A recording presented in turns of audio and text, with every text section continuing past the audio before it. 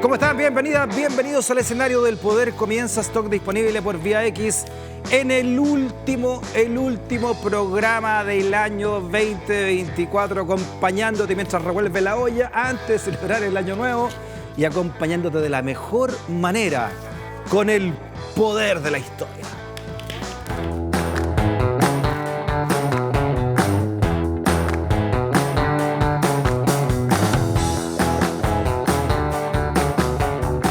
¡Suena la campana!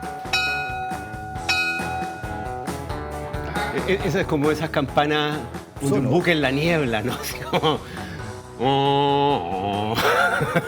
Ya está celebrando el campana. Ahí está, apareció. Profesor, me pongo de pie. Sí, muchas gracias. Vamos. Déjeme la última saludarlo manzana. la última tarde. Qué lindo que el último día de programa 2024 haya sido con usted, profesor. Lo mismo digo, sí. Súper. Qué bonito. Súper. Buena cosa. Hablando de nuestro pasado con mentalidad de futuro, profesor. Efectivamente, sí. ¿Hacia dónde vamos? Eso. Revisando el pasado con una mirada crítica. Qué bonito, profesor. Y con este ritual coletero más encima del último Mejor de la jornada. todavía. Oiga, agradecer, aprovechando antes el programa, a todas las personas que nos han mandado buena onda este año, profesor, donde hemos ido. Hemos estado en Concepción, hemos estado en Iquique, bueno, aquí en Comunas de Santiago, hablando de historia, invitados a distintos festivales, universidades, en fin. Sí, muy Así bonito, muy todo, bonito, muy bonito. Muy buena onda la gente, muy atenta, muy simpática, muy generosa. Y muy entretenida también. Sí, profesor. Así que, a usted lo quieren harto, ¿ah? Bueno, yo me siento muy contento de que lo que uno aquí conversa tenga algún tipo, digamos, de efecto, de reverberancia que permita que la gente de pronto pueda conversar, discutir y cuestionarse estas cosas, como uno lo hace con los amigos cuando conversa. Entonces, muy feliz de eso. Vamos a seguir el próximo año, ¿eh? Ya me confirmaron y usted tiene que estar con nosotros. Ya, vamos. Pero se toma un par de semanitas de vacaciones, así que con esto cerramos. Sí, la primera quincena de enero me largo. Claro, y a propósito de eso, nos trajo un tema para conversar. Un tema doc. Si quiere de vuelta la pizarra, profesor, vamos. Para hablar del último programa del 2024 y... Ahí está. El verano trágico de Chile, profesor. Cómo suena, ¿eh? Uno que ve el verano como una época feliz, ¿no? El estío, pero el verano ha tenido, digamos, otras vueltas que son quizás más duras, ¿no? Esconde varias tragedias el verano. Y no estamos hablando ya de terremotos, tsunami, que ya tenemos varios. Claro, o incendios, por supuesto, sino que hechos políticos. Claro, y en ese sentido nos hace revisar esta idea de que el verano es la época en que la gente se va, deja de trabajar, se desconecta y descansa y es feliz, ¿no? Eso en realidad, la idea del verano y de la vacación de verano, es un invento moderno, ¿no? Entonces vamos a ver que los veranos en la historia han sido más complejos. Ya, y como dijo el Guaso, empecemos por el principio. Vamos. ¿Qué es lo que son las vacaciones? ¿O qué conocemos como vacaciones? Claro. En términos modernos. Sí. Bueno, como decíamos recién, las vacaciones son un invento de la modernidad. En la sociedad tradicional no existía esto de ausentarse del trabajo durante un periodo más o menos largo, y en particular en verano, que es lo usual ahora, ¿no? El veraneo. Así como el libro de cuentos de José Donoso, ¿no? En la sociedad tradicional el descanso era a lo largo del año porque había muchos feriados, sobre todo feriados religiosos, fiestas religiosas, fiestas de guardar, ¿no? Claro. Más las fiestas políticas. Entonces nadie pensaba en dejar el trabajo por un largo tiempo y menos en verano, porque además en la sociedad tradicional la principal actividad solía ser las actividades del campo. Claro. Y en verano hay mucho trabajo. Sí, pues. Nadie se va de vacaciones de verano en el campo. Y deja la cosecha botada. Claro, y todo se pudre. Entonces es mucha pega. De hecho, cuando se descansa, generalmente en el campo es en invierno, no en verano. Y por otro lado, en el caso nuestro particular, de la historia de Chile y de la historia de nuestra conquista y primera colonia, Chile fue una frontera militar, ¿no? La principal actividad política del Reino de Chile era la guerra, en particular la guerra de Arauco. Y las operaciones militares en la zona de la Araucanía, en el Biobío, eran en verano, porque en invierno el clima no lo permitía. Menos aún en esa época que no había caminos, donde había un mayor número de bosques, de pantanos. Entonces, ¿qué ocurría? Los soldados, o el ejército de la frontera, en invierno descansaban. Claro, imagínese estas imágenes, profesor, con esa armadura, metido en el barro con los caballos, no se podía pelear. Claro, en de hecho, en invierno. un momento Lautaro, ¿no? Se da cuenta de que un arma muy importante para combatir a los españoles es el terreno, de manera de agotarlos, ¿no? Ya. Entonces, en invierno no se pelea. ¿Y qué se hacía? Los soldados de la frontera invernaban. Cuarteles de invierno, no veraneaban. Porque en invierno no había guerra, era muy complejo. Quedaba una cierta guarnición, pero el grueso del ejército era enviado a invernar a Santiago. Ah, entonces no es casualidad que en la guerra de Arauco las grandes tragedias militares de los españoles hayan ocurrido en verano o en épocas más estivales, Exacto. como la batalla de Tucapel, por ejemplo. Claro, o sea, la batalla de Tucapel es una de las batallas decisivas de la guerra de Arauco. Es la batalla en que Pedro Valdivia es derrotado y muerto. Es la primera gran derrota española de la conquista y la primera derrota en campo abierto. Ya. Eso ideado estratégicamente por Lautaro, ¿no? Y esta batalla de Tucapel decisiva ocurre, no se sabe bien la fecha, o el 25 de diciembre o el 31 de diciembre o 1 de enero de 1553. El año sí está claro, 1553, Sí. y ahí teníamos una ilustración de cómo capturan lo capturan vivo, entonces, Sí, según, claro. según, Sí. según dice la historia, ¿no? Sí, bueno, A Pedro Valdivia. casi no hay sobrevivientes Mire, pero eso ahí lo españoles, están ¿no? juzgando. Ahí está. De hecho, hay como 5 versiones de la muerte de Pedro Valdivia, lo que nos da cuenta de que en realidad no se sabe cómo murió. Hay una que dicen que Caupolicán le pegó un lanzazo de entrada apenas lo capturan, ¿no? tiro. Lo que se sabe es que fue capturado, Ya. junto con un sacerdote, un fray Lobo.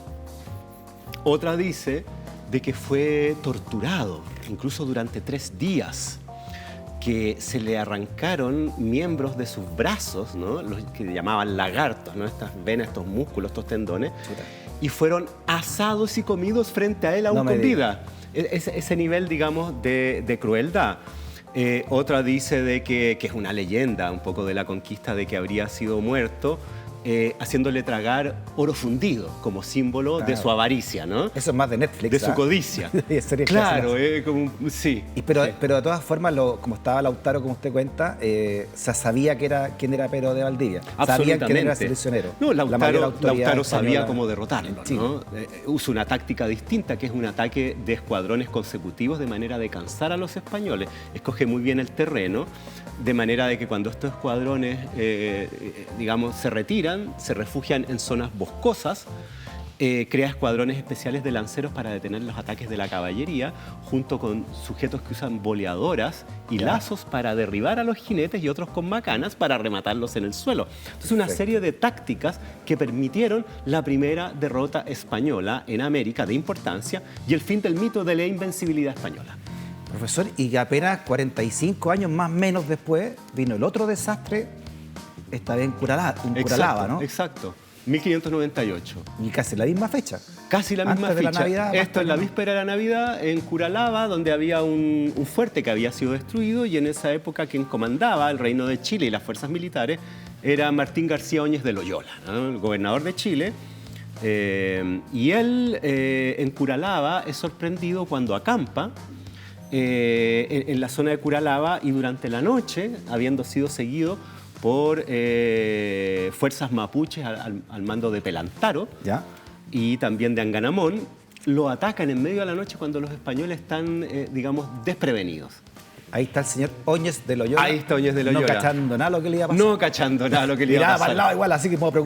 Claro, sí, ¿eh? debe tener una mirada un poco preocupada, un poco torva. Bueno, él era primo de San Ignacio de Loyola, ¿no? Ah, Muy sí, cercano al fundador de la Compañía de Jesús. Ah, mira. Es un sujeto de la nobleza española, muy Eran todos influyente. como flaco así para caber ancho las armaduras, creo, ¿no? Se imagínense un gordito. Bueno, ancho de decían las que Pedro Valdivia ya estaba medio entradito en carnes Ah, cuando, sí, ¿eh? cuando lo toman, sí. De hecho, uno de los relatos cuenta de que le sacan la armadura, pero era imposible sacarle el yelmo, no sabían cómo, entonces lo arrastran desnudo con el yelmo en No su le cabeza. puedo creer. No, son muertes muy terribles, motivadas por el odio que habían generado en vista de sus crueldades, ¿no? Claro, una crueldad para allá y otra crueldad para acá. Exacto.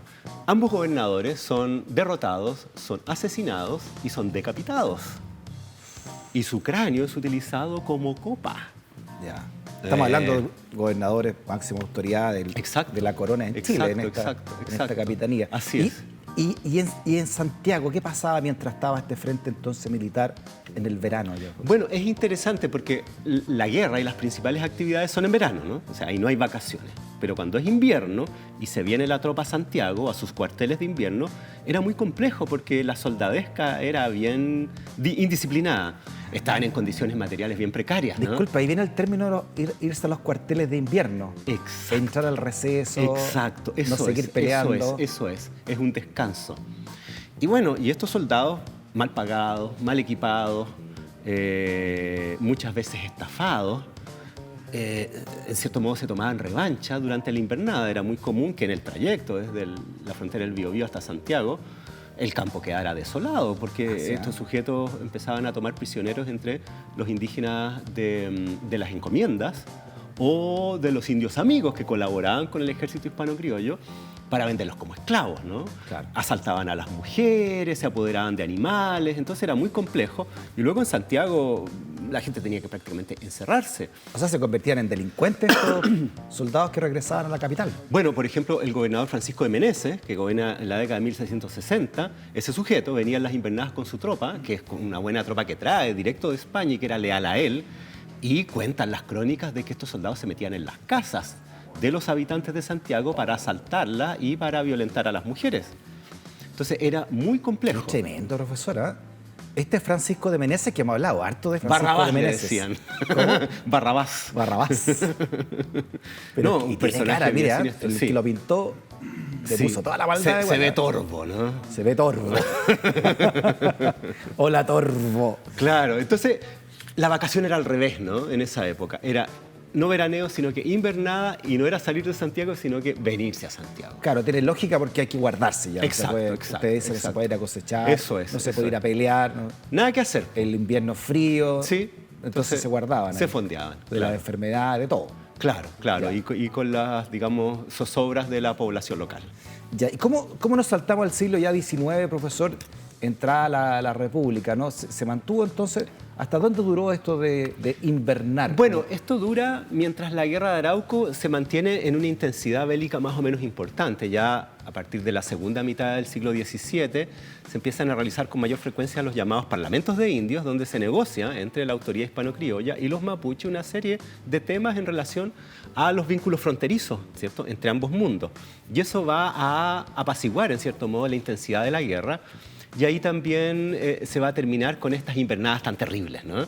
Ya en la época de la República, en el siglo XIX, lo que va a ocurrir y que está vinculado también con la sociedad tradicional es que los santiaguinos, pensemos en la élite de Santiago, ¿no?, que en su gran mayoría eran propietarios agrícolas, ¿no?, eran patrones de fundo, ¿no?, de las haciendas, ya desde más o menos comienzo de la primavera, agosto, septiembre, se iban a sus campos, a sus fundos. Es bueno que diga eso, profesor, porque claro, Chile empezaba en Copiapó en el norte. Claro. Y en el sur terminaba prácticamente en lo que se conoce como la frontera. En Biobío, Por claro. lo tanto, la faena o la malla productiva era prácticamente toda de campo. Exacto, era una sociedad agrícola, sí, y una incipiente minería. Entonces se iban estas familias en masa, ¿no?, en verdaderas caravanas, llevando al familión, a los sirvientes, los enseres, los animales, desde Santiago a el respectivo fundo. Y se quedaban durante 8 o 9 meses, o sea, durante primavera, verano completo, en agosto, septiembre, y volvían al otro año por ahí por mayo, ¿no? Ya. Entonces junio, julio, agosto, Santiago y vuelta. En ese sentido, esa es una especie de extraña vacación que no era con balneario. Mire, es que aquí están las haciendas de la época, profesor. Todavía quedan, estas casonas, algunas todavía quedan, convertidas claro. en viña, no sé Sí, qué, sí, hoteles boutique, o Ajá. pertenecientes a la misma familia de terratenientes de la época, ¿no? El Que Huique, por ejemplo, que era la hacienda del presidente Errázuriz, gigantesca, ¿sí? Tiene como 24 patios. Claro. Capilla Lo otro, profesor, es propia. que me imagino que aquí también influenció harto en esto, que todavía no hay enseñanza básica, enseñanza obligatoria, enseñanza para todo el mundo, para todos los niños y niñas, ¿no? Los niños se usaban también, hay muchos de ellos en estas faenas agrícolas. Claro. Bueno, en la sociedad tradicional los niños colaboran desde muy chiquitos, ¿no? Haciendo ciertos trabajos de pastoreo, en fin. Eso se va a modificar luego con la modernidad y la llegada del concepto de infancia, ¿no?, en el sentido de que la niñez debe ser un periodo en que no se trabaja, sino que se estudia y se juega. Sí. No es que los niños no hayan jugado en su época o hayan eventualmente estudiado algo, pero esta idea de que es exclusivo de ese tipo de tareas es un invento de la modernidad también. Perfecto. ¿Y cómo ya comienza entonces, profesor, a hablarse en el Parlamento del veraneo, de las leyes? Eso es muy interesante. Porque ya ahí me imagino que ahí ya empieza a ser para todo el mundo, ¿no? Cuando ya se transforma algo en ley, ¿no? Todavía no. Claro, resulta que estos caballeros, ¿no? Que eran la élite chilena, y en particular santiaguina, con sus campos, ¿no? Con sus haciendas, también eran los conspicuos miembros del Congreso Nacional, ¿no? Mire qué casualidad. Mire qué casualidad, ¿no? Entonces estos caballeros deciden normar cómo va a ser su rutina de trabajo. Y esto queda elevado a rango constitucional en la Constitución de 1833, Perfecto. que es la constitución que más tiempo ha regido en Chile, que es la constitución que instaura el régimen presidencialista conservador, ¿no? Y resulta que en la norma constitucional aparece que los periodos de sesiones del Congreso Nacional se van a abrir el 1 de junio. ¿Ya? Sesiones ordinarias del Congreso, ahí los parlamentarios trabajan, ¿no? Hacen leyes, hacen su pega. En este edificio que está ahí tan bonito. Claro, ese es el edificio del Congreso Nacional ahí en calle Compañía. Ese es un poquito posterior. Pero ese es el Congreso, claro. Ya. No le digan ex Congreso, porque sigue siendo Congreso. Sí, de Santiago. Y No es ex Congreso. Y es muy lindo. Es muy bonito. Comparado sí. con esa cuestión fea. Horrorosa, ese búnker, mall, no sé qué cosa, sí. Muy feo. Oiga, esa ilustración era 1833, es una ilustración, no sé qué... Ah, ¿sí? Qué curioso, porque ese edificio es un poco posterior. Claro, quizás después se abrió ya como más, más de Claro, Congreso. es el clásico edificio del Congreso, ahí a la izquierda está la biblioteca del Congreso Nacional. Ya, entonces Sí. esta gente, Entonces, claro, deciden... El 1 de junio. El 1 de junio comienzan las sesiones ordinarias del Congreso y se cierran el 1 de septiembre. Ya. 3 meses. 3 meses te pega. El invierno, pues. Claro, y los otros 9 se van a los campos, ¿no? Ya. O sea, desde el 1 de septiembre hasta el 30 de mayo están haciendo sus trabajos agrícolas y en esta especie de pseudo vacación. Entonces es la primera vez en que se regula por ley, por rango constitucional, en qué meses se trabaja y en qué meses no. Ah, profesor. Ya, ahora es que aquí no había dieta parlamentaria. Esto No. La era dieta pura gente con parlamentaria plata. es recién el año 1925, con Claro. la Constitución del 25.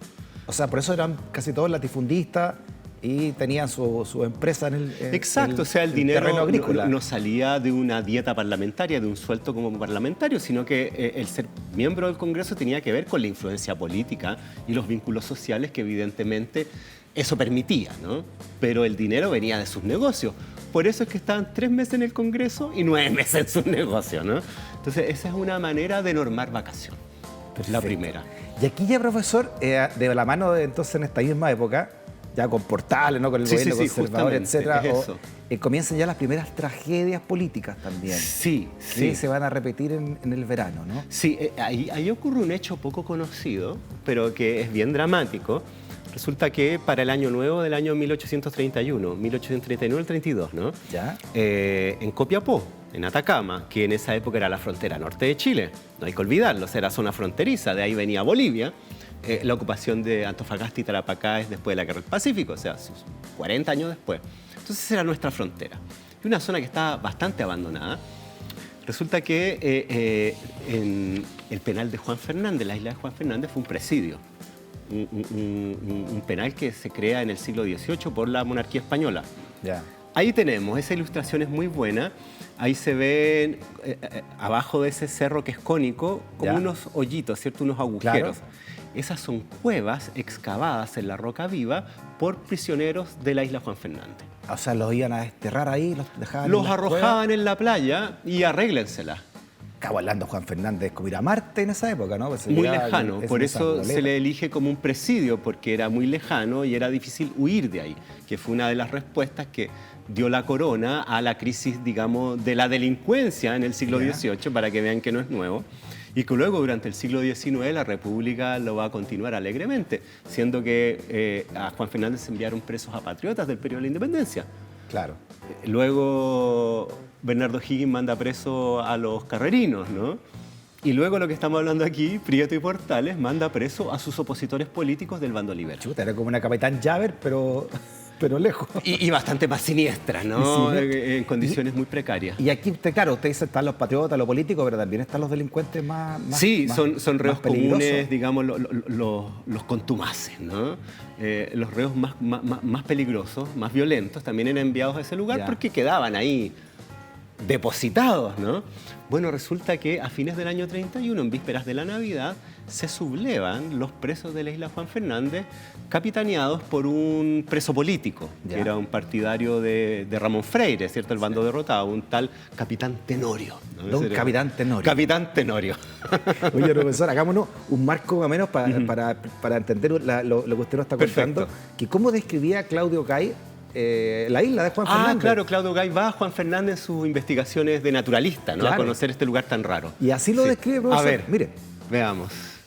Ahí está. Dice que del interior de las islas, ¿no? de esta isla, es un verdadero caos, una confusión espantosa de montañas escarpadas y de rocas perpendiculares que representan techos, torres, minas, cuyas sombras fuertemente expresadas, dice él, hacen de este paisaje a la vez espantoso y pintoresco y dan todo ese aspecto lúgubre que hace desesperar a sus culpables y desgraciados habitantes. No pintaré todas las sensaciones de placer y de horror que experimenté cuando llegué a la cumbre del Cerro Alto, mientras que consideraba con inquietud aquel estrecho y escabroso sendero, aquellas laderas escabrosas, ásperas, sí rápidas, que acababan de salvar, en donde el más ligero paso en falso habría bastado para ocasionarme una muerte tan desastrosa como cierta. Y esto en 1932, enero. 1832.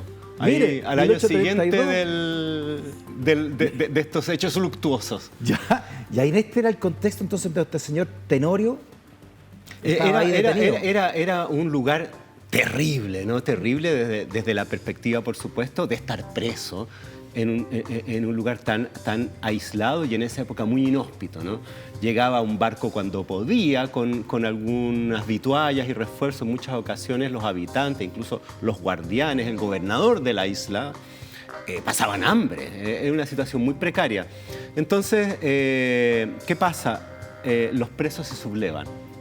Se toman la guarnición, toman preso al gobernador, capturan el armamento, los víveres, en fin, todos los elementos que estaban ahí, y viene a recalar un ballenero norteamericano que estaba infestado en esa época de ballenero y él muy desprevenido, ¿cierto? Recala en la isla buscando agua, qué sé yo. Esto está casi en el medio del océano, como sabemos. Y los presos se toman, capturan el buque. Tenían varios, me imagino, tenían experiencia militar. Absolutamente. Preparación militar, como claro, usted dice. aquellos que habían participado en revoluciones y guerras civiles, y por otro lado los delincuentes avesados también tienen experiencia al menos en la violencia, ¿no? En el uso de armas. Entonces se toman este barco y huyen de la isla 100 presos fugados de Juan Fernández. Esa era la tripulación. Al mando de este militar. De este señor Tenorio. Tenorio. Y vienen a desembarcar en el puerto de Caldera, región de Atacama. Y ahí están los copiapinos, así como, újale. O sea, al límite norte, como usted nos explicaba, Claro, de la Chile de frontera época. norte, la frontera norte. Y desembarcan estos sujetos y bueno, se toman Caldera rápidamente y llegan las noticias a Copiapó, y Copiapó prácticamente desguarnecido en una zona muy abandonada, una frontera casi olvidada, con una guarnición de algunos policiales y serianos, contra 100 avesados, revolucionarios y delincuentes. Entonces estos sujetos se toman la ciudad de Copiapó tras un breve enfrentamiento con algunos vecinos que pretenden resistir y son incapaces. Y son varios muertos, los otros desbandados. Y esto ocurre el 31 de diciembre al 1 de enero. Entonces, el año nuevo, de 1831 al 32, la ciudad de Copiapó es tomada por una banda de 100 reos fugados del penal de Juan Fernández y celebran durante 2 días el año nuevo saqueando la ciudad. Una historia más bien desconocida en Chile. Muy poco conocida. Hay poca escritura al respecto. Hay muy poca ni hablar de información. ilustraciones, ¿no? Sí, No existen, ¿eh? sí. Siempre aparece como una nota al margen, ¿no? Uno lo encuentra, no sé, en la historia general de Diego Barros Arana, por ahí se menciona. Hay una historia de Sotomayor Valdés del periodo de Prieto Portales, que también se menciona un poquito, pero hay muy poca información. Ya. Y bueno, después estos sujetos se van a Argentina. Después del saqueo de la ciudad y de esa fiesta inolvidable, ¿no? Varios muertos, Y Argentina les llega información desde Chile que están estos sujetos fugados en la zona de La Rioja, de Tinogasta, y son capturados. Varios de ellos son fusilados en Copiapó y otros sobrevivientes son enviados de nuevo al penal de la isla Juan Fernández. Ahí recién la autoridad dice, ojo, ¿no?, con estos lugares tan aislados, esta frontera, y cómo está de desguarnecida, entonces mandan tropa de refuerzo. Lo curioso es que 6 meses después se va a descubrir el mineral de Chañarcillo. Ahí mismo, ¿no? Así que más les valía poner ojo. Y que va a ser lo que va a financiar la República hasta la época del salitre. La riqueza de Chile. Increíble esa historia, profesora. Increíble. Ya, Sí. y ahí estamos en la época portaliana, estamos en un Exacto. gobierno conservador. Sí. Usted mismo ha dicho que ahí al límite de la dictadura incluso. Sí. Con muchos decretos Sí, ley, sí. con No, de mucha hecho, censura. después con el descubrimiento de Chañarcillo y la creación del pueblo de Chañarcillo alrededor del mineral, que va a traer a mucha gente y mucha riqueza, Portales y el gobierno de Prieto se va a esmerar en poner orden ahí, en una zona fronteriza que era muy desordenada, donde el Estado no llegaba con mucha fuerza, donde los mineros se comportan de una manera bastante díscola, ¿no?, distinto a los campesinos del sur. Entonces, claro, ahí Portales pone orden porque hay que asegurar la riqueza de la patria, no estamos para tonteras. Profesor, en otras clases que hemos tenido con usted nos ha explicado que ya a fines del siglo XIX, principios del siglo XX, se crea también el concepto del litoral, de ir al litoral. Claro. Se inaugura Cartagena. Claro. En 1901, creo, ¿no? Al principio del siglo XX. Sí. ¿Cómo se llega entonces a la Constitución del 25, a la siguiente Constitución ya con este concepto del veraneo? Ah, correcto, claro. La idea de la vacación y del veraneo es una idea de la modernidad, ¿no?, que tiene que ver con una mayor predominancia de una sociedad urbana, donde esto de las labores del campo ya no marca las faenas del año, ¿no? En consecuencia, hay otro tipo de trabajo. Hay otro tipo de trabajo. El trabajo urbano, el trabajo industrial, el trabajo minero, el comercio, vienen a ser más importantes que la agricultura. En consecuencia, surge esta idea de la vacación y en particular del veraneo. Evidentemente, la guerra de Arauco ya había quedado atrás. Entonces, pero están los mineros ya, claro, están anexados la región del norte de Chile. Así es, después de la guerra del Pacífico. así es. Y bueno, y es una práctica, un concepto que viene desde el extranjero, ¿no? Y en particular el invento del balneario, que es este lugar específico para que los sujetos vayan a descansar. Eso tampoco existía, ¿no? Claro. Te ibas al campo, qué sé yo, pero irte a un lugar, y más descabellado todavía, meterte al mar. Que un caballero se meta al mar es inconcebible. Y ni hablar de una mujer que se ponga un traje. No, de ninguna liviano. manera. O sea, los que se meten ahí son los pescadores y los cargadores del puerto, que va a ser uno ahí mira, tenés metiéndose razón, claro. al agua salada. O sea, eso no tiene ningún sentido. Pero esto viene de la idea de los balnearios en Europa, en particular en Francia y en Gran Bretaña, ¿no? Dover, Trouville, Sí, ¿no? el Mediterráneo. Exacto, la Costa Azul. Se empiezan a crear este concepto que tiene que ver con la sociedad industrial. Entonces aquí se imita. Y empiezan a Seguramente surgir los primeros. inmigrantes también que traen esa cultura, exacto, ¿no? Exacto, eso es. Los británicos, por ejemplo, en Valparaíso, que va a generar la fundación de Viña del Mar por José Francisco Vergara. Esto más o menos en la época de 1870, ¿no? Como balneario de Valparaíso. Como del balneario puerto. de la élite porteña, que quieren un lugar más descansado, más tranquilo, y este concepto de la ciudad jardín, ¿no? El Garden City, que luego sería Viña del Mar, y al lado de la playa. Otro ejemplo, por supuesto, Cartagena, ¿no? O en la zona de los fundos de Talca, el balneario de Constitución, ¿no? Y ahí empieza a inventarse esta idea del veraneo y el balneario de verano. Antes no existía. Esto, 1924, en Viña, en las playas de recreo. Mire el modelito ahí, Ajá, profesora. mire, qué audaz. Esos eran los bikinis de la época. Claro. No ha cambiado tanto, ¿eh? En la playa, mire el recreo. Bueno, hablando Sin de marejadas. hablando de biquines y Viña del Mar, el cardenal Medina, que en paz descanse, fue también fue obispo de Valparaíso, ¿no? Claro.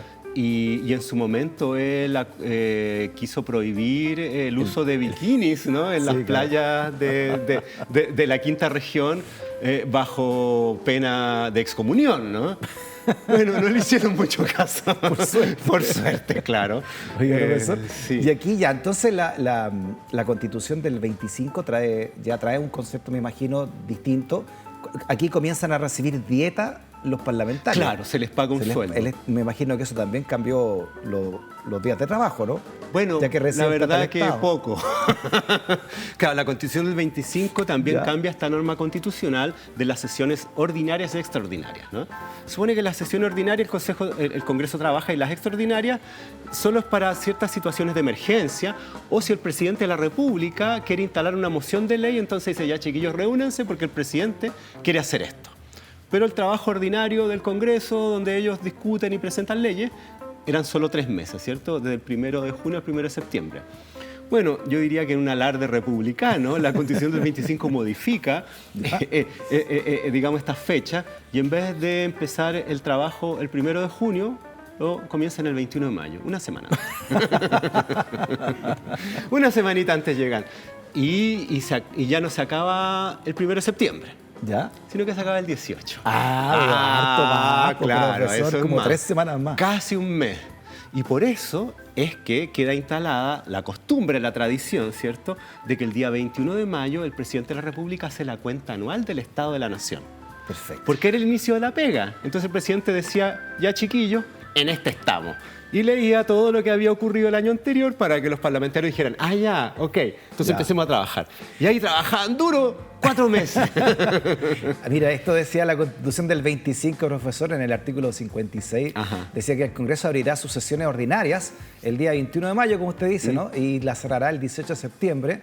Al inaugurarse cada legislatura ordinaria, el presidente de la República dará cuenta al Congreso Pleno del Estado administrativo y político de la Nación. Eso es. De ahí tenemos nuestra tradición del 21 de mayo y la cuenta pública. Viene de esto, ¿no? Oiga, profesor, este país que usted también nos explica semana a semana, que es tan cíclica la historia de Chile, 100 años prácticamente después de esa tragedia de 1831, sí, ocurre otra tragedia. Sí, esto es muy 1931, terrible. profesor. Correcto, sí, del 31 al 32 en este caso. ¡No me la cuente! Hagamos una pausa y a la vuelta hablando, ¿no? El trágico verano chileno que nos demuestra la historia de Chile. Un recreo corto y volvemos a la escuelita en el último programa del año de Stock Disponible. No te vayas de la cinta.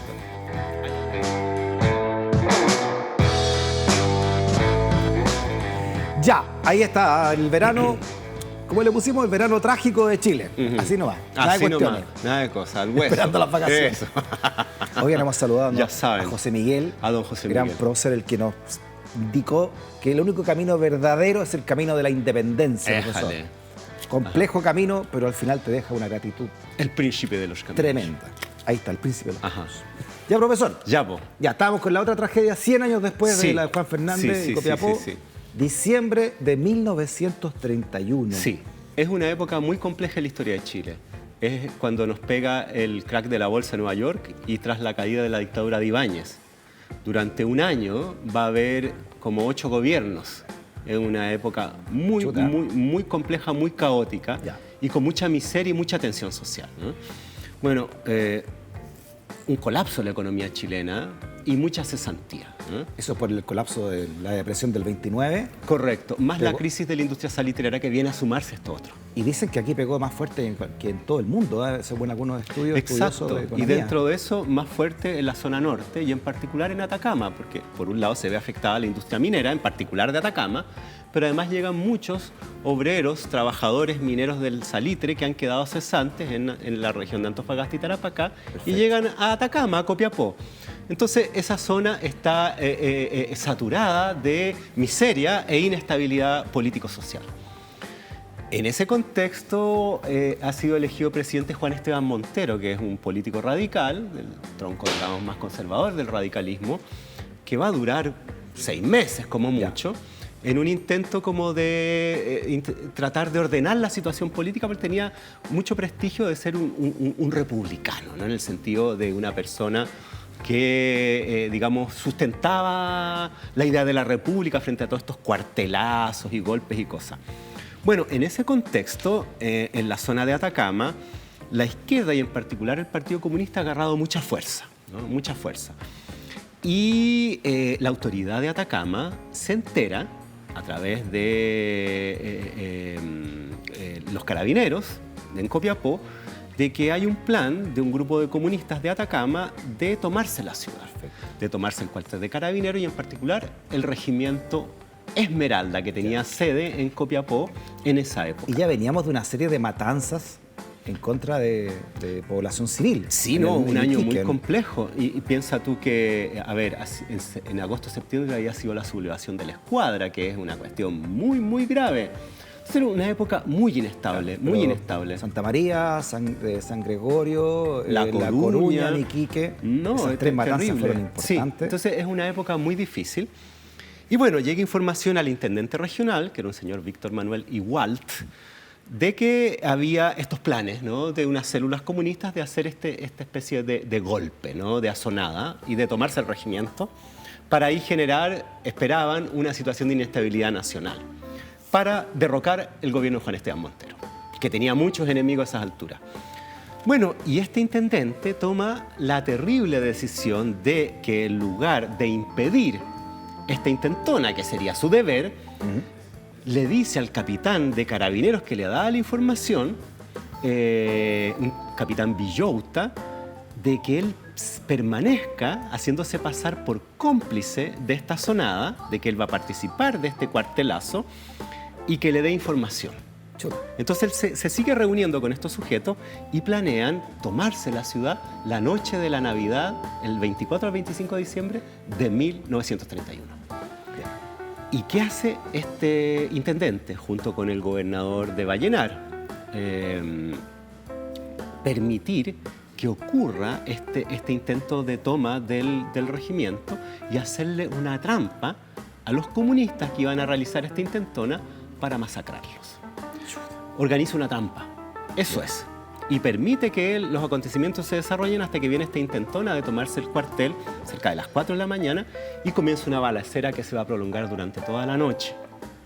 Mientras tanto, llega comunicaciones al gobernador de Vallenar, una zona cercana a Copiapó, donde había también una gran presencia comunista que se venía manifestando hacía meses de manera bastante abierta, para que tome medidas para impedir que ahí ocurra algo similar, y lo que hacen básicamente es tomar presos a todos los comunistas más o menos reconocidos de la ciudad, tomarlos presos y fusilarlos. Y una casa, sin juicio, sin nada. Hubo casi 50 muertos, fosas comunes, asesinados de manera vil. Hay una casa donde está reunido un grupo de comunistas que están todavía celebrando, digamos, la Navidad, y es rodeada y es objeto de una balacera, es incluso atacada con cartuchos de dinamita. Va a haber al final fosas comunes con... No se sabe ni siquiera el número de muertos entre los que acreditan y los que se encuentran. Se dicen que hay 20, después se descubren 23, aquí hay 3 muertos más. ¿Qué ocurre acá? Bueno, se inicia un juicio por tribunales militares en vista de que estaba involucrado el regimiento, estaba involucrado las fuerzas de carabineros, y llegan a representar a las víctimas un grupo de abogados de lo que podríamos considerar ahora, en cierto modo, abogados de derechos humanos. Jorge Neulatur, Pedro León Ugalde y también Daniel Schweitzer. Perdón. Y ellos durante el juicio descubren esta trama, ¿no? Descubren que el número de muertos declarado y los que efectivamente hay en las fosas no corresponden. Descubren que hay esta comunicación entre el intendente, el gobernador regional y las fuerzas de carabineros para permitir este ataque, y descubren toda la maquinación para convertir esta intentona en una ratonera y en un espacio de asesinato. También una historia bien desconocida esta. Poco conocida y muy terrible. A ver, hay testimonios de, Boloy Teitelbaum en su Muchacho del siglo XX, da cuenta de esto. También quien da cuenta, por ejemplo, es la historia de Chile, Gonzalo Vial, que toma el periodo que viene desde la Guerra Civil del 91 hasta más o menos la década del 30-40. Entonces, hay antecedentes, pero es muy poco conocido. Veamos lo que dijo Boloy Teitelbaum, ¿no? En vamos esta a ver historia qué dice. de este chico del siglo XX. Un muchacho del siglo XX, como dice el libro de Boloy Teitelbaum. El capitán informó de un enfrentamiento en el que perecieron todos. Tal combate no existió, pero los muertos sí. Luego el capitán fue a un local de la calle Serrano, donde 12 personas prolongaban el festejo de Navidad. También cayeron. En la mañana siguiente, 17 fueron fusilados en las inmediaciones. Cuando se les desenterró, aparecieron no 17, sino 23, maniatados, mutilados, con fracturas de huesos. Hubo quienes dijeron que fueron más de medio centenar los que desaparecieron. Se había cumplido así con el plan, dice Volodya en este libro, ¿no? Uno de los más importantes libros, un muchacho del siglo XX. Ahí él está describiendo lo que ocurre en Vallenar. En Copiapó es el inicio de esta intentona, de esta sonada, ¿no?, contra el regimiento, y ahí muere un número incluso de soldados del regimiento, también de vecinos de Copiapó en la balacera, y también varios de los complotados, ¿no? Sin embargo, la represión más dura fue en Vallenar, donde no había ocurrido absolutamente nada. Porque llegando la información de Copiapó enviada a Vallenar, le dicen, bueno, procedan. Y lo que ellos proceden es efectivamente realizar una masacre. Mire, aquí tengo un párrafo que dice: el intendente de Atacama, Víctor Manuel Igualt, como usted lo había señalado, profesor, había comunicado al ministro del Interior del presidente Montero que estaba ocurriendo. Dice, rumores de un levantamiento comunista para los primeros días de diciembre, y la respuesta desde la capital fue esperar y estar a la expectativa. Otro tanto hizo el comandante de Carabineros a sus jefes en Santiago y recibió instrucciones concretas: infiltración y preparación contra el levantamiento. El asalto, entonces, como usted explicaba, profesor, a las 2:10 de la madrugada. Así es. O sea, esto se estaba conversando también con Montero, con Claro, lo que pasa Santiago. Es que, a ver, la cadena de mando, por así decirlo, quien comanda todas estas situaciones es el intendente de Atacama, este señor Igualt. Él comunica al ministro del Interior de Juan Esteban Montero, que es Marcial Mora. Juan Esteban Montero llevaba como 2 meses en la presidencia, había sido recién electo, de esta situación, y como ahí bien dice, le dan órdenes de vigilar, pero en ningún caso le dan la orden de preparar una trampa. Ahí igual se fue... Sí, él lo que hace es aprovechar la oportunidad para acabar con la presencia comunista, organizando una masacre. Veamos cómo se informó en diarios de la época. Vamos. Mira este. El Comercio, el 2 de enero de 1932, dice: cómo las matanzas de los armenios. En el Senado hizo leer el senador don Aquiles Concha un telegrama de Copiapó en el cual se reñiere que ha habido en esa ciudad masacres y fusilamientos sin proceso, individuos a los cuales se les ha muerto a culatazos y a palos, y hasta uno al cual se le cortó la cabeza.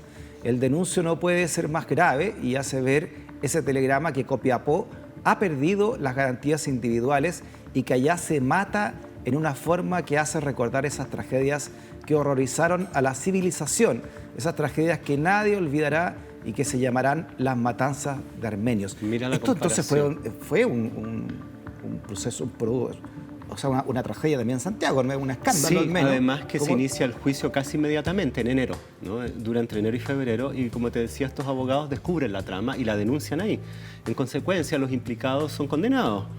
¿Y Montero cómo salva de esto? Porque bueno, Juan Esteban Montero va a durar hasta la República Socialista, donde va a ser derrocado por Marmaduke Grove y otros, ¿no? O sea, desde el punto de vista político, él hasta ahí nomás llega. Ahora, desde el punto de vista penal, el comandante del regimiento Atacama y los comandantes de Carabineros de Copiapó y de Vallenar. Ahí está Marmaduke, disculpe. Ahí está Marmaduke Grove. Son condenados a prisión por el número de muertos, y sumando el número de muertos, varios quedaban con prácticamente prisión perpetua, porque tenían condenas de 90 años. O sea, 5 años y un día por muerto, habían matado como a 40. Ahí hace el cálculo. Y otros, digamos, carabineros, son más bien carabineros los que participan en esta represión, también sujetos a una serie de condenas. Sin embargo, el año 1932, con la asunción de Arturo Alessandri a la presidencia de la República, se declara una amnistía general de todos los delitos políticos y salen todos en libertad. Y por otro lado, el intendente Igualt y el gobernador de Vallenar ni siquiera son objetos de persecución penal. No les pasó nada. Absolutamente nada. Chuta, profesor. Y aquí, Carabineros recién formado. Sí, se había formado muy poco. 5 años antes. Claro. 4 años antes, no sé. Bueno, una de las lamentables funciones que el Cuerpo de Carabineros asume en reemplazo del Ejército es la represión política, además del orden público y otras, ¿no? Ese es un tema de más largo aliento. Entonces aquí efectivamente son utilizados para esos fines, ya por la autoridad. Ahora, los responsables aquí son las autoridades civiles, ¿no? Que utilizan a la fuerza pública para cometer esta clase de atrocidades. Sí, reflexiona, como lo que significó, como usted dice, después la avenida Carabineros, que sacó al ejército de esas tareas que habíamos de las hablado tareas represivas, sí. Las matanzas y la represión de poquitos años antes allá en el norte, ¿no? Sí, entonces da esta función tan compleja que por un lado es la mantención del orden público, los carabineros son una institución, o las policías, ¿no? Sí. Fundamentales de la República. Fundamentales, por supuesto. Indispensables. Sin embargo, también tienen este otro rasgo represivo que es un reflejo, diría yo, del poder político, ¿no? Profesor, tareas para la casa también, ¿no? Para este veranito, para entender también los veranos trágicos que han ocurrido. Ufa, para alegrar el verano. Para alegrar el verano. Ahí la toallita. A ver, bueno, son hartas cosas, ¿no? Yo diría que esta época, digamos, de la conquista, hay hartas fuentes. Está, por supuesto, los primeros tomos de la Historia General de Barros Arana, que siempre vienen a mano en estos temas. Está 6 años en la historia de Chile, de Crescente Errázuriz. Acá, ahí está el tomo 1. Es buena pluma Barros Arana, es como es divertido, ¿no? Es más divertido Vicuña Maquena. Vicuña Maquena le pone Barros Arana es más serio, ¿no? Más serio. Pero tiene algunos giros que uno le va aprendiendo, ¿no? Sí. Hay un lenguaje ahí muy siglo XIX. Bueno, Crescente Errázuriz, 6 años de la historia de Chile, que es el gran alzamiento de 1598, y ahí aparece Curalaba. Hay un libro muy bueno de Álvaro Jara, historiador chileno, que se llama Guerra y Sociedad en Chile. Ya. Y ahí él describe con mucho detalle, ahí está, ese es un gran libro. Álvaro Jara, Guerra y Sociedad en Chile. De las vinculaciones entre la Guerra de Arauco y la formación de la sociedad chilena. Y ahí él describe con mucho detalle esto que ocurre con el ejército, de cómo combatía en verano y se iba en invierno y las consecuencias que tenía para la población civil. Ese libro es muy interesante y con un aparato de fuentes así, pero gigantesco. Ya. ¿Y sobre Juan Fernández, profesor? Bueno, hay una obra clásica que es la primera que se trabaja sobre el tema de Vicuña Maquena, ¿no? Que es sobre algo así como la verdadera historia de la isla Robinson Crusoe. Ahí mire. Claro, que son 2 tomos. Es una obra muy interesante, yo diría que son de los trabajos más importantes de Vicuña Maquena. Y cuenta la historia de la isla Juan Fernández hasta fin del siglo XIX, por supuesto, porque después él fallece, ¿no? Así que esto posterior no... Usted nos ha contado, profesor, que la historia de Juan Fernández, del archipiélago, es fantástica, ¿no? Que es una gran historia, tiene mucho... No, tiene muchas cosas. O sea, piensa tú que quien descubre Juan Fernández, que el piloto Juan Fernández lo descubre porque él se da cuenta de que resulta que las rutas de navegación por la costa chilena era muy rápida, por supuesto navegando a vela, cuando uno iba de sur a norte porque la corriente de Humboldt te tira para arriba. Claro. Pero de regreso era muy complejo y demoraba meses, va a contracorriente. Entonces él se da cuenta que si sale hacia mar abierto y toma una ruta que evite la corriente de Humboldt, avanza más rápido que si se fuera pegado a la costa, haciendo un ángulo, como un triángulo. Y ese fue, ¿no? Juan Fernández. Y ahí descubre Juan Fernández. Por eso se llama la isla archipiélago Juan Exacto. Fernández. Bueno, y cuando él llega a Concepción como un mes antes de lo que debía llegar. Y todos lo miran y dicen, este es brujo. Y lo procesa la Inquisición. Por brujo. Y él dice, miren, si creen que esto es brujería, bueno, cualquiera que haga esta ruta va a ser igual de brujo que yo. Profesor, dejemos Juan Fernández. Oye, qué impresionante. No, es muy interesante. ¿Le parece una clase de Juan Fernández para este verano? Es muy fascinante. Para este verano. Ya, pues vamos con Juan Fernández. Suena la campana. Mira, qué fuerza. Pero le dio con ganas. Ahí sí, ahí está más musical. La había pegado al tambor de la... Le dio al balón de gas. Profesor, que tenga unas buenas vacaciones estas 2 semanitas que se va para el norte. Freddy. Sí, ahí ¿no? me voy a arrancar. Ahí se arranca y a la vuelta seguimos nosotros conversando de este verano. Aquí volvemos. Aquí desde el Living Ciudadano. Así es. Nuestras clases de historia para entender el presente también, profesor. Sí, ojalá ayude a reflexionar ante lo que está ocurriendo en el país en la actualidad, ¿no? Aprovecho también de darle felicidades para usted, para el próximo año. Y todas las personas que nos ven, que nos siguen y que nos han apañado y nos dan fuerza, ¿no?, para seguir haciendo estas clases, que nosotros también nos sentimos haciendo televisión pública, ¿no?, desde este Líder Ciudadano y desde Vía X, profesor. Eso, que lo pasen muy bien. Felicidades para todos. Que esté muy bien, ¿ah? Hasta el próximo año. Gracias por la compañía. Nos encontramos siempre en Vía X, ¿ah? Chao, chao.